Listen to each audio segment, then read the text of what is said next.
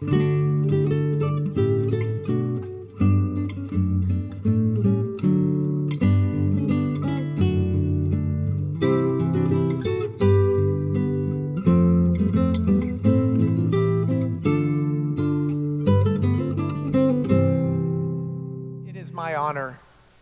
be sitting here with Dr. Harvey Floyd. I want to ask him a set of questions over the next hour or so in about 3 different categories. We've got a number of his ex-students who have come in today. We've got folks who teach in colleges and universities, and even an occasional lawyer that he has bred in his time. And so many of us hold in common a great admiration for this gentleman. An admiration for his convictions, an admiration for his teaching, an admiration for his knowledge, but an overwhelming admiration for his humility and his Christian devotion. And so it is with great pleasure that we sit here. And when I introduce him tonight to the larger gathering, I will tell this story most likely. About 3 or 4 months ago, I had a dream. Not a Martin Luther King type dream, but a significant one for me. I dreamed I was in Nashville, Tennessee, and I went over to your house. And I've never dreamed of you before, Dr. Floyd. This was a singular event for me. Haven't dreamed of you since. But before we had you booked to come here, before you had agreed to come, I had this dream.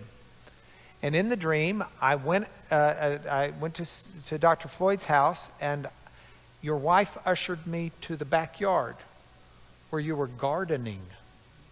And I didn't know Dr. Floyd, and I still don't know that he's ever gardened a day in his life. I don't know. But he was gardening, and he was tending to his plants.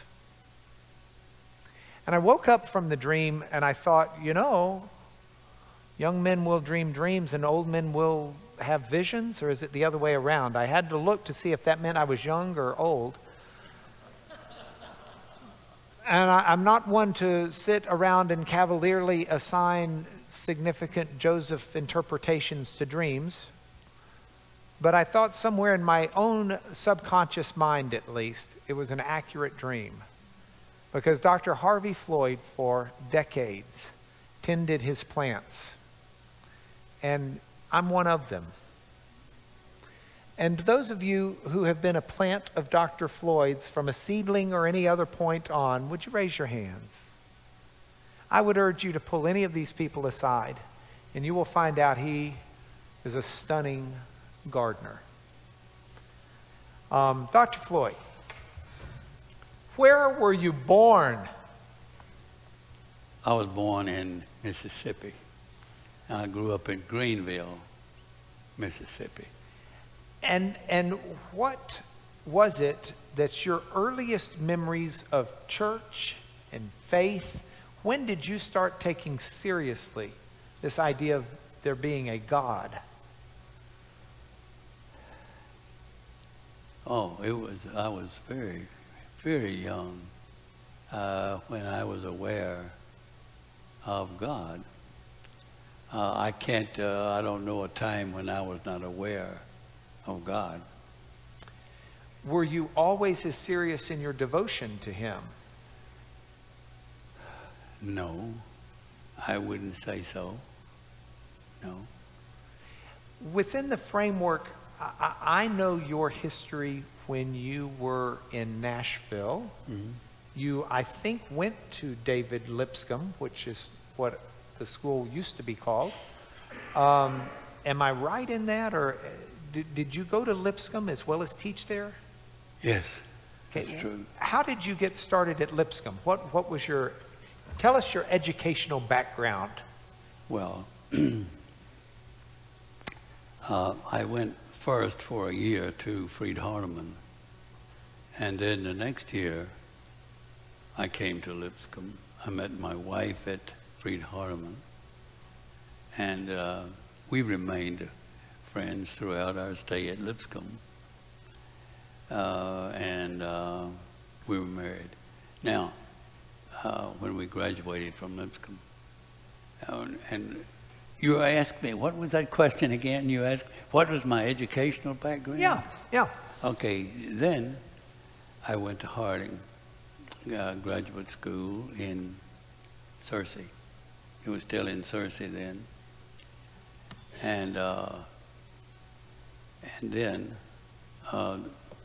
the next year, while I was finishing my master's degree, writing my dissertation, I taught 6th grade at Kensett, Arkansas, and my wife taught 1st grade. 6th grade children taught me a great deal about teaching.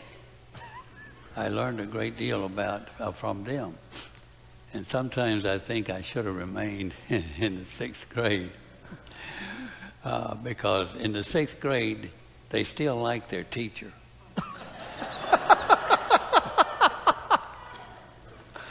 And they would remember my birthday, bring me birthday presents. They remembered me at Easter, Christmas, all the holidays. Older students don't do that. They just neglect you altogether.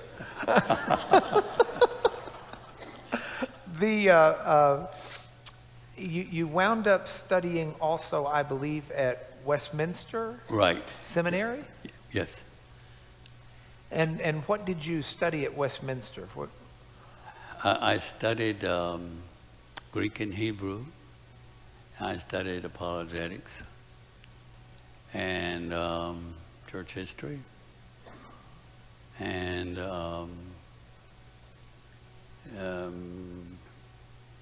biblical exegesis.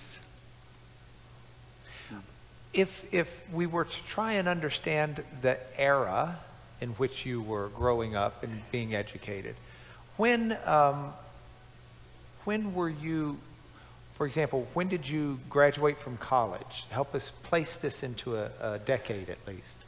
I graduated from Lipscomb in 53. 53. And then you, at some point, studied at Vanderbilt, I thought. That's correct. What did you do at Vanderbilt? I studied classics at Vanderbilt. I majored in Greek and studied Latin. Mm-hmm. And so your languages that you studied formally would be Greek, Latin, and Hebrew? Yes. All right.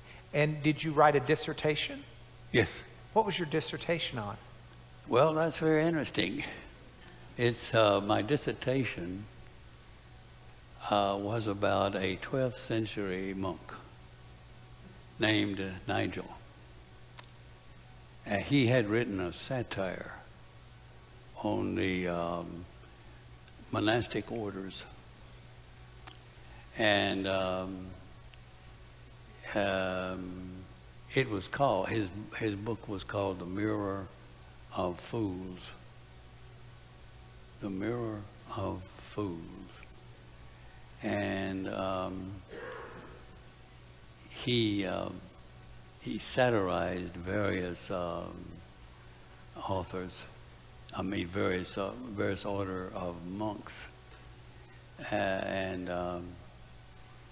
So, see, in classics, it's hard to find a topic because they have been mined for years and years and years. So I had to find something in medieval Latin. And I found this interesting gentleman, Nigel, in the 12th century. And Geoffrey Chaucer mentions his work.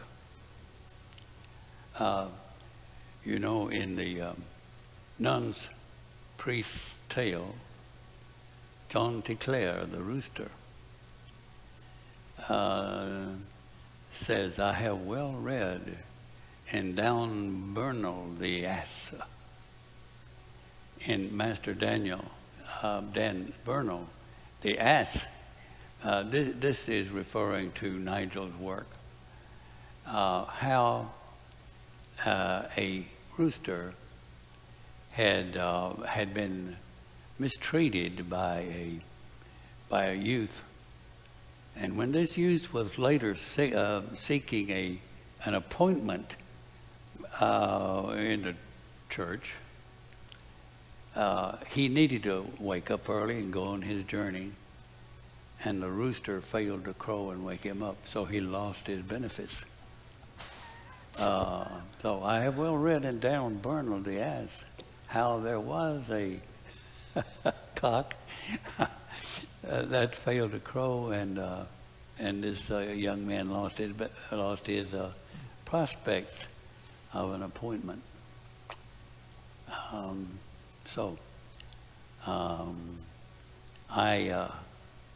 I called I said this was a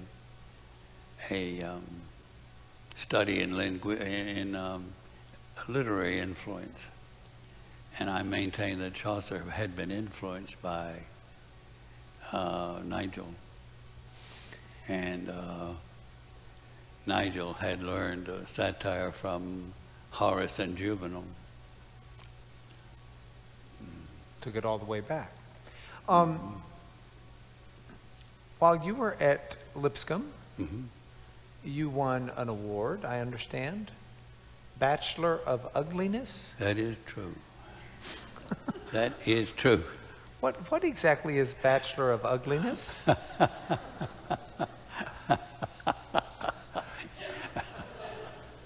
Well, it means an unmarried young man who doesn't have much looks. And yet, you married Virginia, who, by my research, was homecoming queen. No. No? No. She was Miss Lipscomb. Miss Lipscomb. Right. So somehow the Bachelor of Ugliness wound up with Miss Lipscomb? That's correct. Yes. So she wasn't a Lipscomb any longer, and I wasn't a bachelor any longer. Breaking all the rules early. You and your wife, who is not able to be with us today, have been married for how many years? 61. 61 years? On June the 5th, 61.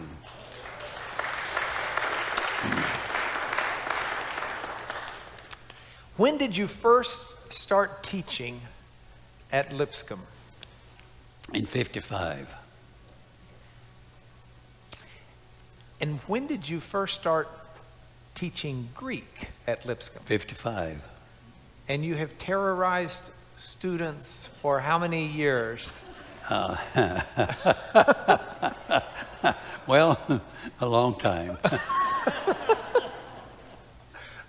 We had a lunch where some of his ex-students were telling stories. And Brandon, can I tell your story? Brandon Friedenberg said that he had been taking Greek because he had been a debater, and he had gotten into a religious argument with the father of a friend. And the father of the friend pointed to a Greek passage and said, in the New Testament, and said, "You're wrong, and here's why, and can't you even read Greek?" And Brandon wanted to go away to school, take Greek, and go back and finish the argument as a victor. And so Brandon started taking Greek. And in our college, as in most, there's a day that is set on the calendar by people like Randy Lowry that says, after this day, you can no longer drop the course without it being a bad mark on your record. And Dr. Floyd waited until the day after you could last withdraw passing to pull Brandon aside and say, "I perceive that you are taking my Greek class because you want to be able to use Greek to argue against others. That is not an adequate reason to take my Greek class. I would suggest you go withdraw or you come back tomorrow taking Greek because of a passion for the language and the Word of God. And Brandon came back with a new attitude. Dr. Floyd,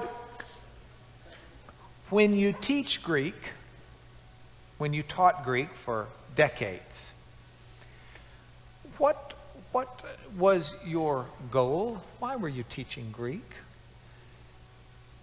Well, I think if you study Greek, if you learn to read Greek, you can go to the primary source. You don't have to depend on a secondary source. You go to the primary source to see what was said. As someone said one time, this is what they sure enough said. And the original language, I believed, was very important in finding what the text really said or really says. Were there examples that readily come to mind, or are there too many to recall one? But can you? A passage that might be, one might be helped by reading the original language. Well, tense, understanding the tense for one thing. For example, in 1 John 3:9, whoever is born of God does not sin. That could be aorist tense, or it could be present tense. And there's quite a difference in meaning. If it's aorist, it says the person does not sin at all. Period. He doesn't sin. But if it is present tense, it says he doesn't continue in sin. He doesn't continue to sin. He's not enslaved to sin. And it happens to be present. He doesn't continue to sin. The is born of God is also a significant tense. It's present, it's perfect tense. And the perfect tense means that something is done and has a consequence. There's a present result dependent upon a past action. A person who is born of God, with a continuing influence from that birth in his life, does not continue to sin. So the passage becomes very clear when you read it with an understanding of the Greek tenses. So if someone were to read that passage in the English Bible, they might walk away thinking that someone who is born of God does not ever commit any sin, and as a result perhaps either think themselves sinless, or just as tragically perhaps think themselves not born of God because they find themselves sinning. Yes. And you're saying that that misunderstanding of the passage would be clear if they would read it in the Greek. Right, yes. Newer versions perhaps would translate it does not continue to sin, instead of saying simply does not sin. One of the things that we, let me give you all the background. As students, we were scared to death of Dr. Floyd. Dr. Floyd was, if you remember the TV show or the movie Paper Chase with the law professor John Houseman, who had everyone scared to death. That to some degree was the way we lived around Dr. Floyd. We loved the man dearly and never wanted to disappoint him, but by the same token recognized that he had a passion for the text and he expected us to as well, or not waste everybody's time by being in there.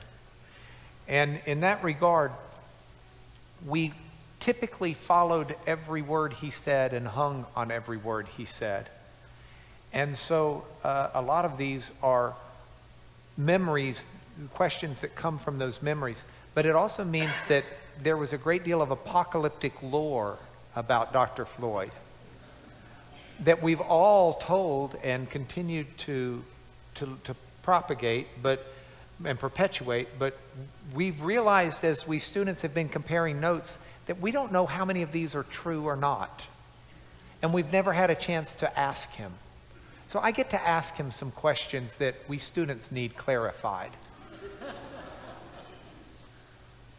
Is it true that your house or apartment was burning down and you sat across the street studying for some Greek exam or studying your doctoral comps that you were getting ready for while the house was burning down?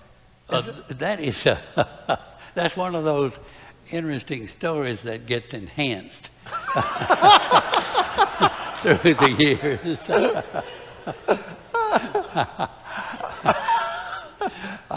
It is true that I had a rather small fire in my upstairs of my house, and the firemen had come and put out the fire, and some students heard about it, and they came over to see how I was doing, and they found me sitting at a chair in my backyard under an oak tree, and I was preparing for an examination. So it got built up to the point where my house was burning down, and I was there studying in the backyard. Okay. Partly an apocryphal story with some germ of truth. Okay, well, we will try to correct it as we continue to tell it over the decades to come.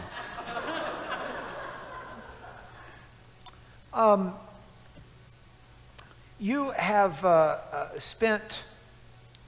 you teach class at the Harpeth Hills Church of Christ. Yes. You've been at the Harpeth Hills Church of Christ for how long?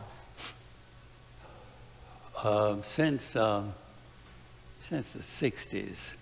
I don't remember exactly the year, since the 60s. And the class that you still teach, and you'll be teaching tomorrow morning, Yes, is a class of Japanese students. right. Would you tell us about that? All right.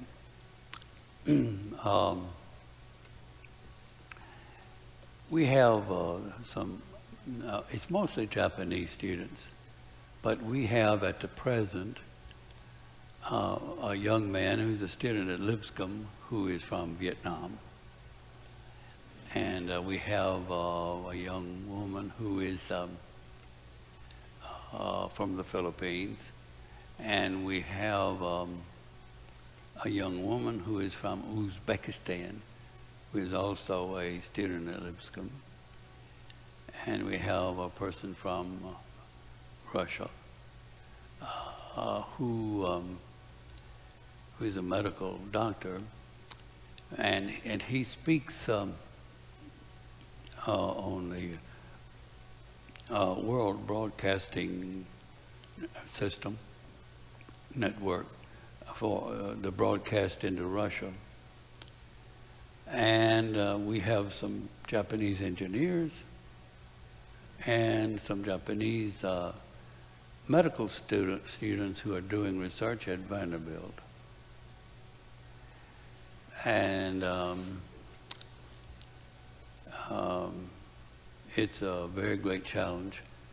Some of them have never before opened a Bible or seen a Bible. And it's a great challenge to try to teach them. Most of them don't have any serious religious affiliation. When a child is born, they take the child to the Shinto priest, to have the child blessed. And when someone dies in the family, they send for the Buddhist priest. And sometimes they go to one of the shrines for a blessing, but that's about all. I had one Japanese who came to our class, and before he came to the class, he said, "I've never been to such a holy meeting."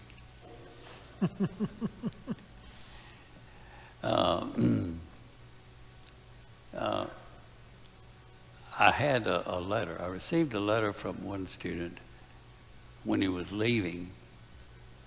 He said, "When I first came to the church, I expected to see God. He thought I would take him down, take him into some sacred room, and I would say, 'There's God.' As he was used to seeing a statue of Buddha. But he said later, 'I did see God in the kindness of the people.' And I thought that was a tremendous statement for him to make, and extremely gratifying to me. So how do you decide when you've got students come into a class, how do you decide when it's that audience? How do you decide what to teach them? Well, we just study the text of the Bible. We read, have someone read. See, they are interested in improving their English. And some of them come to the class because, for that reason, they want to learn English better. And I'll take them under any condition. So someone will read, and we'll talk about it. And I try to get them to ask questions, but that's very difficult. A Japanese student does not interact with the teacher. He just listens to the teacher lecture. And he thinks if he raised a question that might cause the teacher to lose faith because the teacher may already have explained it. And you might be saying, if you ask a question, you didn't explain this well enough. Or it might cause the student to lose faith because he should have known answer to the question he's asking.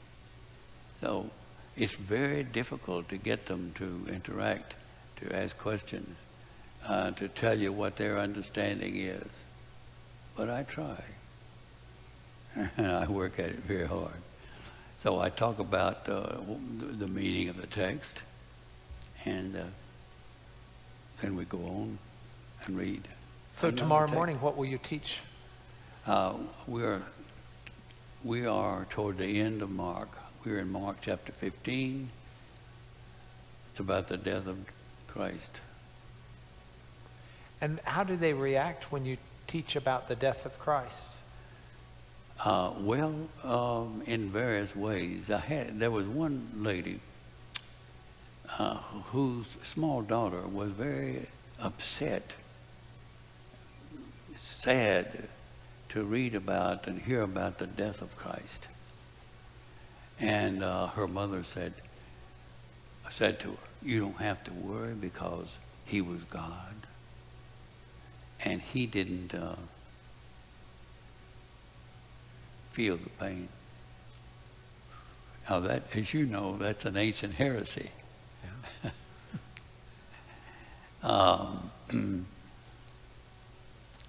See, to Japanese have many gods.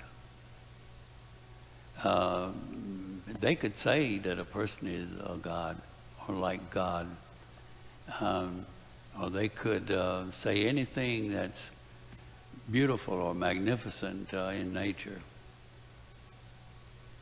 That's God, or a god, and to be worshipped. So it doesn't mean to them if they say Jesus is God, it doesn't mean to them what it would mean to a Hebrew and a monotheist. There are very, very great challenges in trying to teach them. We were comparing notes, and my friend Drew Davis said to me, if you had looked at his college bookshelf populated with books you had him read with classes, and he just made a list from his memory of the books that you had him read in his various classes with you. Mere Christianity by C.S. Lewis. Yes. Why'd you have us read that book? Well, because it is, as the title suggests, about Christianity, basic Christianity. By this title, C.S. Lewis meant Christianity in its essence, Christianity and nothing else, nothing more, nothing less, just Christianity, basic Christianity. And I wanted them to see that and understand that from one of the greatest thinkers of the 20th century. The Cross in the New Testament by Leon Morris. Yeah, that's highlights the significance of the cross in the New Testament, the power and glory and centrality of the cross. I want them to see that. The meaning of the death of Christ is central in Christianity. Did you really make people read G.K. Chesterton's Everlasting Man? Oh, well, I'll ask Drew. What did I say about Chesterton? I think I highly recommended Chesterton to them. Yeah. You would introduce us to authors. You could just continue. You start with C.S. Lewis, Mere Christianity, and then we just read either on our own or review all of C.S. Lewis. G.K. Chesterton, J. Gresham Machen, John Warwick Montgomery. J. Gresham Machen, especially his Origin of Paul's Religion. That's a very great work. Please, pardon my interruption. Go ahead. No, I mean, that's my question. Should we be reading these today? Absolutely. Death of Christ by Denny. Oh, definitely. Shape of the Past by John Warwick Montgomery. Yes. True Spirituality by Francis Schaeffer. Yes. Place to Stand by J. Elton Trueblood. Yeah. What's your favorite hymn? My favorite hymn, I have many. I have many hymns that I like, but my very favorite hymn is Abide With Me. Abide with me. Okay, which hymns, do any hymns stand out to you as having some heresy in their lines? Well, I mean, are there anywhere you just say you cringe at some of the lines? I tried to convince students that a hymn should have substance to it. It should have content and not just have a lilting melody or make one feel good, like Blue Skies and Rainbows. And where is the content? And I contrasted for them. A mighty fortress is our God, which says something. And there's a church in the valley by the Wildwood. And I said, I like that little song, but it's a ditty.